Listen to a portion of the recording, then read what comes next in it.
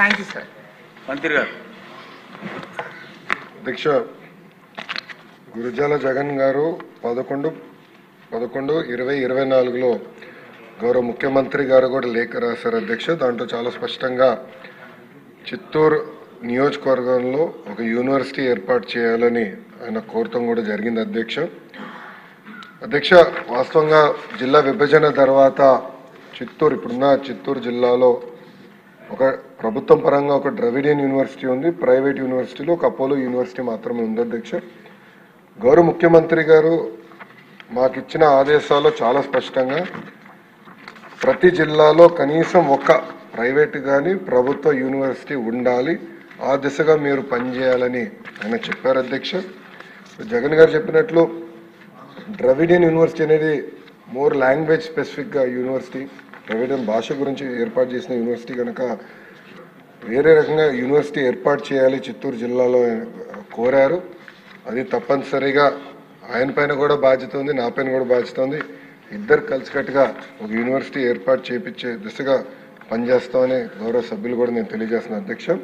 అదేవిధంగా యనమల దివ్య గారు అడిగారు అధ్యక్ష, గత ప్రభుత్వం జూనియర్ వ్యవస్థని అంటే ప్రభుత్వ జూనియర్ కళాశాలని నిర్వీర్యం చేశారు. హై స్కూల్ ప్లస్ అనే విధానం తీసుకొచ్చి అక్కడ సబ్జెక్ట్ టీచర్స్ లేకుండా చేశారు అధ్యక్ష. దానివల్ల పిల్లలకి అన్యాయం చేసిన వారు అయ్యాం. మార్కులు సరిగా రాలా, పర్ఫార్మెన్స్ లేకుండా పోయింది అధ్యక్ష. కూటమి అంటే ప్రజాప్రభుత్వం వచ్చిన తర్వాత అది మొత్తం ప్రక్షాళన చేశాం, కరికులం ఇంప్రూవ్ చేశాం, జూనియర్ కళాశాలని బలోపేతం చేశాం అధ్యక్ష. ఈరోజు నేను గర్వంగా చెప్తున్నాను అధ్యక్ష, సుమారుగా 40% ఇంప్రూవ్మెంట్ తీసుకొచ్చావు అధ్యక్ష అడ్మిషన్స్లో ప్రభుత్వ జూనియర్ కళాశాల. We have improved admissions.